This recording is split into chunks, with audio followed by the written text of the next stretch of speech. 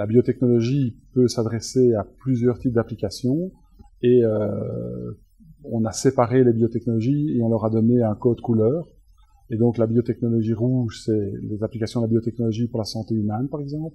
La biotechnologie blanche, c'est tout ce qui a comme rôle de produire ou détruire des produits chimiques.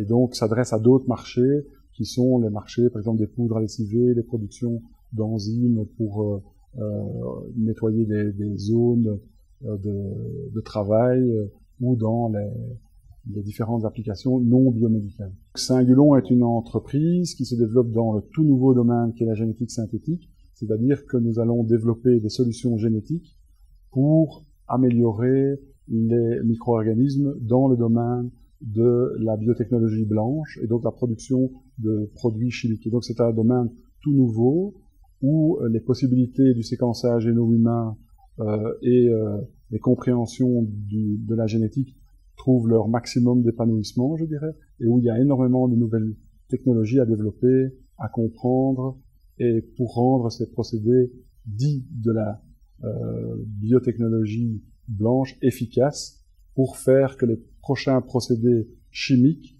soient plus verts qu'ils ne sont au jour d'aujourd'hui. Ce que les gens ne savent pas très souvent, c'est que l'homme utilise déjà depuis très longtemps les microbes pour produire certains composés chimiques, comme par exemple en Belgique l'acide citrique.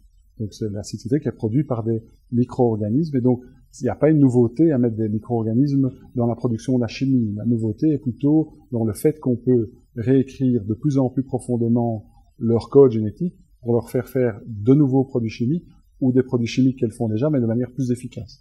Je pense qu'on doit faire un effort de notre côté scientifique d'expliquer les avantages que l'on va obtenir de ces approches-là.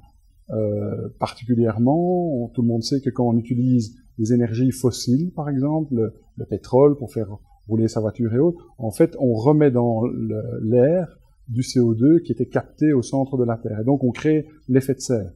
Le seul moyen de contrer ça, c'est de faire des approches, et par exemple du biopétrole, qui ne dépendent pas de fuel fossile, comme on dit, du pétrole fossile, qui est sous la Terre. Et donc, ce seul moyen, c'est d'utiliser le vivant au jour d'aujourd'hui. Et de nouveau, il faut comprendre que le pétrole qui se trouve sous la Terre a été fait par le vivant. Simplement, donc, par la génétique, au jour d'aujourd'hui, on essaye d'accélérer le procédé pour produire ces molécules plus rapidement. On ne doit plus aller chercher au fond de la Terre du carbone capturé et augmenter la concentration de carbone qui a des effets sur le climat terrestre qui sont aussi extrêmement délétères et qui le seront peut-être de manière non contrôlée un jour sans être alarmiste du tout.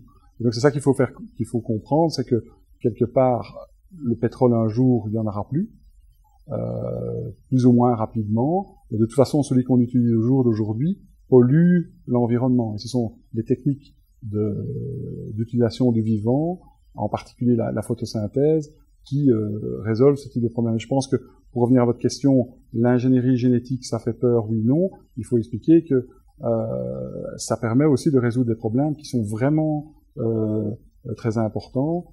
Et de nouveau, expliquer aux gens que ce travail, comme la chimie traditionnelle, la production d'énergie nucléaire, on le fait de manière totalement encadrée, de manière totalement transparente, avec une réflexion. En particulier, Cingulon, les premiers types de méthodes qu'il développe, c'est pour améliorer la sécurité et faire que les micro-organismes industriels ne puissent pas proliférer dans le monde extérieur. Donc, il faut aussi savoir que les généticiens travaillent énormément sur ce type de problématiques et sont tout à fait au courant que c'est une étape qu'il faut passer, mais on y passe et on y investit énormément d'énergie et de temps également.